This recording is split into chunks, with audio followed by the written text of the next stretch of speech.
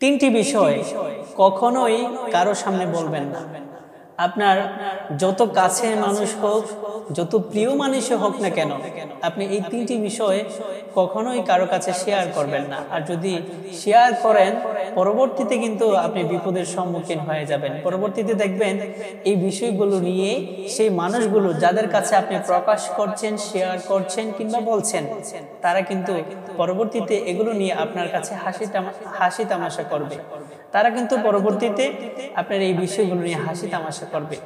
এই বিষয়গুলো কি, আসুন আমরা জেনে নিই। নাম্বার 1, আপনার নিজের গুনাহের কথা।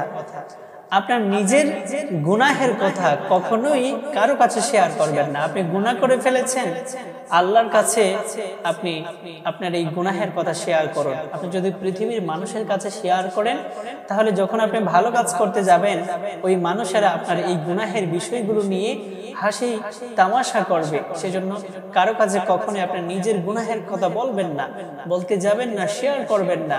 তাহলে কি করতে হবে আমাদেরকে? আল্লাহ সুবহানাহু ওয়া তাআলার কাছে নিজের গুনাহের কথাগুলো বলতে হবে। আল্লাহ তাআলার কাছে যদি এই গুনাহের কথাগুলো বলে আমরা যদি তাওবা করতে পারি, এই গুনাহের কাজ থেকে ফিরে আসতে পারি, ইনশাআল্লাহ আল্লাহ তাআলা কিন্তু আমাদের গুনাহগুলোকে মাফ করে দিবেন, ক্ষমা করে দিবেন। সেজন্য কারো কাছে না বলে আল্লাহর কাছে বলবেন, আল্লাহর কাছে অনুতপ্ত হবেন, আল্লাহর কাছে ক্ষমা চাইবেন এই গুনাহের জন্য। ইনশাআল্লাহ এতে করে আপনাদের মঙ্গল হবে। নাম্বার 2 হচ্ছে নিজের নেক আমলের কথা কখনোই কারো কাছে প্রকাশ করবেন না। দেখুন, রিয়া ইবাদত কিন্তু আল্লাহ সুবহানাহু ওয়া তাআলা কবুল করেন না। লোক দেখানো ইবাদত, যত লোক দেখানো ইবাদত আছে, আল্লাহ কিন্তু এগুলোকে কবুল করেন না।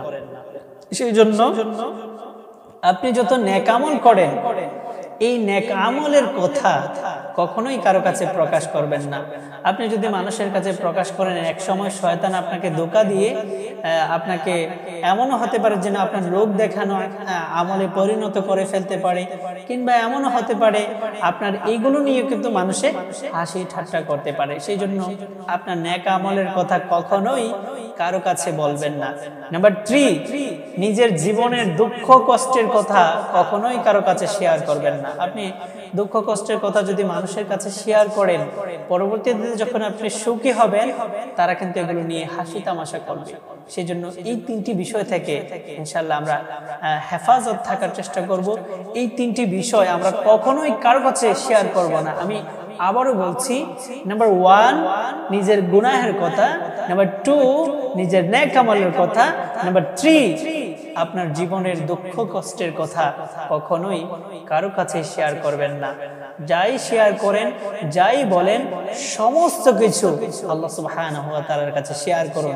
সেই মালিক কখনো আপনাকে অপমানিত করবে না, সেই মালিক কখনো আপনাকে লাঞ্ছিত করবে না, সেই মালিক কখনোই আপনাকে লজ্জা দিবে না। সেই জন্য আল্লাহ সুবহানাহু ওয়া তাআলার কাছে এগুলো শেয়ার করবেন। আল্লাহ ছাড়া এই কথাগুলো আপনার যত ঘনিষ্ঠই হোক না কেন, যত আপনি হোক না কেন, কখনোই অন্য কোনো মানুষের কাছে বলবেন না। ইনশাআল্লাহ যদি এগুলো আমরা মেনে চলতে পারি, দেখবেন আমাদের জীবনে আল্লাহ সুবহানাহু ওয়া তাআলা রহমত, বরকত এবং শান্তি বর্ষণ করবে।